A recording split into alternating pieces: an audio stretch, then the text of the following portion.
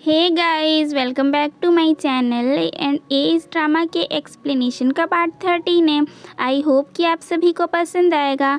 And guys, explanation को start करने से पहले please don't forget to subscribe my channel, like the video and share with your friends. Last part में हमने देखा था कि एम्प्रेस सऊदी की शादी कहीं और फिक्स कर देती है। अब आगे देखते हैं। जब रूफेंग अपने पेट्रोलिंग का काम कर रहा होता है तो वहाँ पर सऊदी पहुँच जाती है और उनसे बोलती है कि उसे रूफेंग से कुछ काम है। बट अब तक तो इन सारे लोगों को इनके बारे में पता चल चुका था। सऊदी उससे दोबारा से कंफर्म करती है कि क्या सच में वह उसे लाइक करता है। जब वो हाँ बोलता है तो सऊदी ये सब करती है। इस टाइम पे रूफेंग सऊदी के ईयर्स पे बने हुए एक मोल को देखता है और उसे बताता है कि ये मोल उसे बहुत ही ज़्यादा ब्यूटीफुल लग रहा है। जिसके बाद रूफेंग उससे बोल रहा होता है कि उसे लगता है कि वो दोनों कुछ ज़्यादा ही फास्ट जा रहे हैं। वो अभी इस चीज़ के लिए रेडी नहीं था, बट अगर सऊदी खुश है तो वो भी खुश है। वह उसे इंगेजमेंट के तौर पर फ्लावर देता है। इसी टाइम पे वो उसे बता देती है कि एम्प्रेस ने उसकी शादी कहीं और फिक्स कर दी है और वह इसके लिए कुछ भी नहीं कर पाई। तो रूफेंग बहुत ज़्यादा इमोशनल हो जाता है कि अगर उसकी शादी कहीं और फिक्स हो गई है तो अभी जो हुआ था वो क्या था, रूफेंग क्या था उसके लिए। तो सऊदी उससे बोलती है कि वो सिर्फ रूफेंग की है और रूफेंग ही उसके लिए सब कुछ है। वो यहाँ से जाने से पहले उसे बताना चाहती थी कि वह सिर्फ रूफेंग को ही लाइक करती है और उसी से बिलोंग करती है। भले ही एम्प्रेस उसकी शादी किसी और के साथ कर रही है, बट वह उसे कभी भी टच करने नहीं देगी। अगर वो ऐसे करने की कोशिश करेगा तो उसे इसका खामियाजा भुगतना पड़ेगा।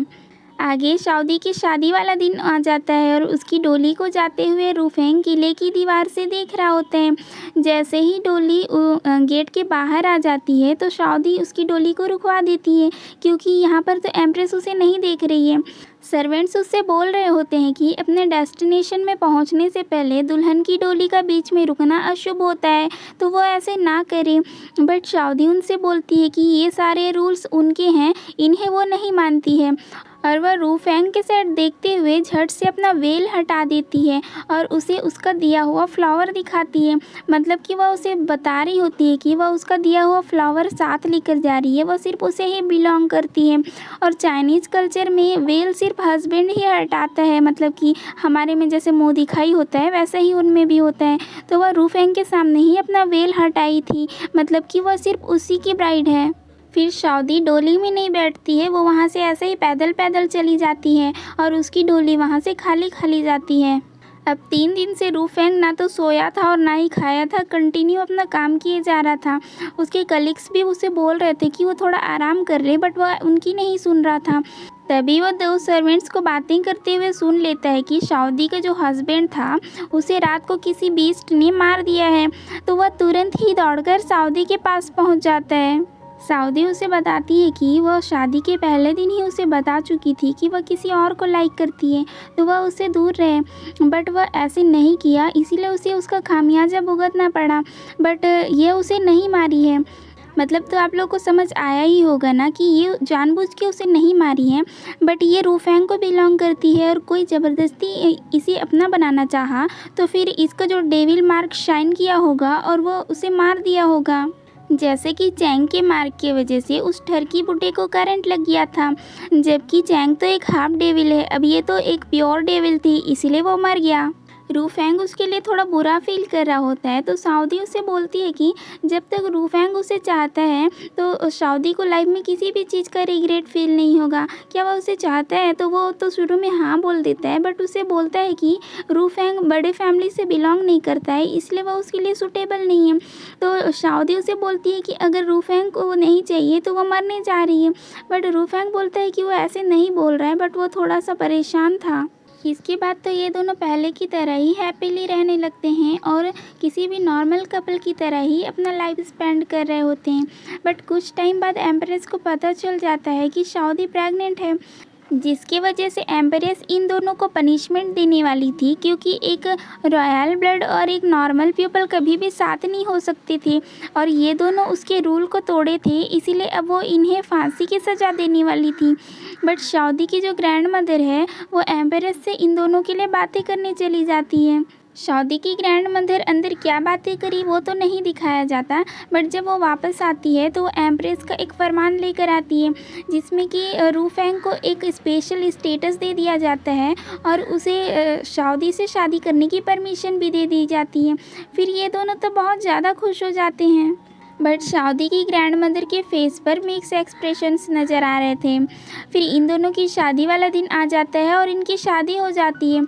जैसे ही ये दोनों वेडिंग हॉल से बाहर आते हैं तो सऊदी को एक बर्ड की आवाज़ सुनाई देती है, जिसकी वजह से वह रूफेंग को वहीं पर अकेला छोड़कर उस ओर भाग जाती है।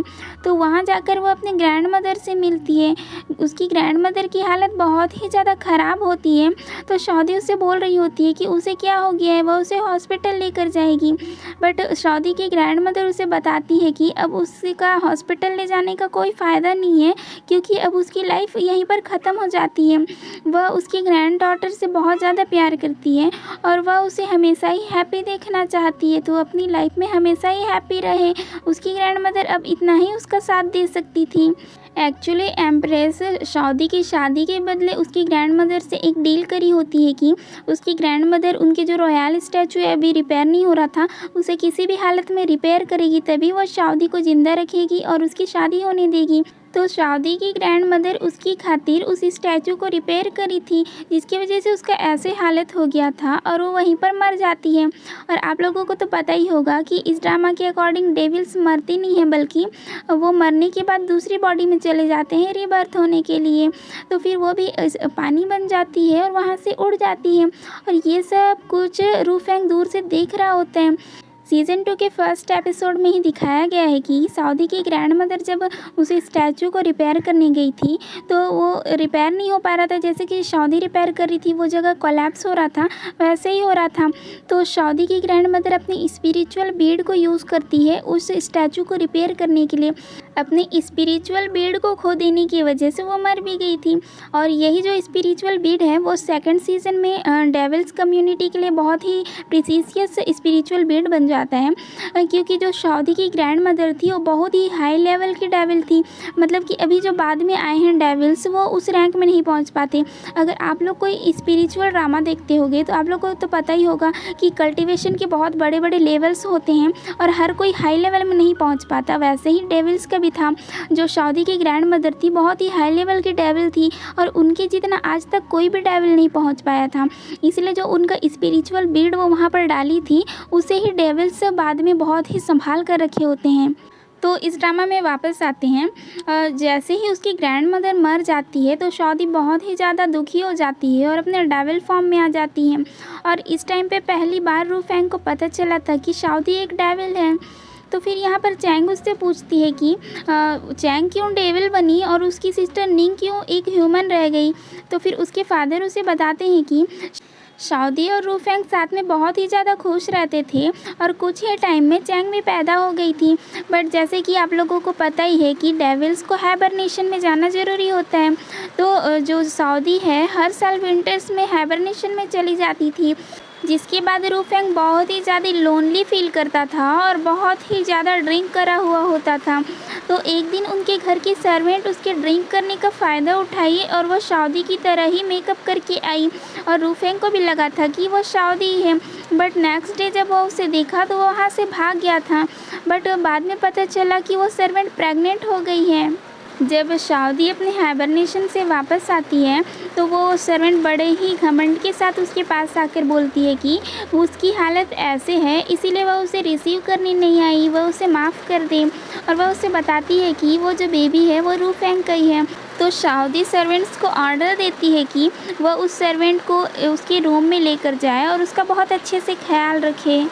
रूफेंग उसे सॉरी बोलता है और उसे बताता है कि वो ये सब कुछ जानबूझकर नहीं किया, वो बहुत ज़्यादा ड्रिंक कर लिया था। तो सऊदी उसे बोलती है कि उसे इतना ज़्यादा सोचने की कोई ज़रूरत नहीं है, ये उस लड़की की बुरी किस्मत है कि वह खुद को एक ऐसे पर्सन को दे दी जो कि उसे लव नहीं करता है। और बट अब उससे ये सब कुछ हो चुका है तो वो दोनों अब उस लड़की को बहुत अच्छे से ट्रीट करेंगे और उसे कभी भी किसी भी चीज़ के लिए प्रॉब्लम होने नहीं देंगे। ये दोनों उसकी बहुत ज़्यादा केयर करते हैं, बट वह थोड़ी लालची किस्म की होती है। वह चाह रही थी कि उसे एक बेबी बॉय ही हो, तो वह किसी के दिए हुए कुछ मेडिसिन्स को खा लेती है, जिसकी वजह से उसे बहुत ज़्यादा हर्ट होता है और वो मर जाती है। बट सऊदी अपने डेविल्स टेक्निक को यूज़ करती है और निंग को बचा लेती है। वह रूफेंग से प्रॉमिस करवाती है कि भले ही निंग को सऊदी ने जन्म नहीं दिया है, फिर भी रूफेंग कभी भी अपनी दोनों बेटियों में भेदभाव ना करे, वह दोनों को ही इक्वल देखे और उन दोनों को कभी भी इस बात का पता ना चले कि वो दोनों सगी बहनें नहीं हैं। इसके बाद की स्टोरी तो आप लोगों को पता ही है कि उनके एम्पायर पर अंग्रेज़ों का अटैक हो गया था और जिसमें कि सऊदी मर गई थी। आगे मिंग चैंग से मिलने आता है और उसे सपोर्ट करता है। गाइस, आप लोगों को तो याद होगा ना कि मिंग अपनी फ्रेंड की हेल्प से शाओयू को अरेस्ट करवा दिया था। तो पुलिस स्टेशन में वह पुलिस उससे पूछ रहा होता है कि शाओयू उन सभी लोगों का मर्डर क्यों कर दी, बट शाओयू तो रट्टा मार रही होती है कि चैंग एक डेविल है और वो उनकी सोसाइटी के लिए खतरा है, इसीलिए वो उसकी आइडेंटिटी सबके सामने रिवील करना चाह रही है। तो पुलिस वाला उसे चिल्ला रहा होता है कि वह चैंग के डेविल होने के पीछे लगी हुई है, बट वह तो 4 मासूम लोगों को मार दी थी। वो चोर भी तो ह्यूमन थे, निंग भी तो ह्यूमन थी, तो बट वो शाओयू तो अपने ही जिद पे अड़ी हुई थी। तो अब इसे ऐसे लग रहा था कि शाओयू का मेंटल कंडीशन ख़राब हो चुका है, मतलब कि वह पागल हो चुकी है, इसीलिए ऐसी बातें कर रही है। तो अब इसे मेंटल असाइलम भेजने वाले थे लोग। शाओयू के पास 2 डॉक्टर्स आते हैं, बट शाओयू तो उनसे भी बोल रही होती है कि वह पागल नहीं है, पूरी दुनिया वाले पागल हो चुके हैं। वो तो सिर्फ डेमोन की रियलिटी सबको एक्सपोज करना चाह रही थी, बट उसे ही सब पागल समझ रहे हैं। वो उनसे बहस कर रही होती है, बट उनमें से एक डॉक्टर तो इसका लॉयर फ्रेंड होता है जो कि उसे बचाने के लिए वहाँ पर आया होता है। जब वो उससे बात करता है तो उसे पहचान जाती है और उसके साथ उसके कैबिन में चली जाती है।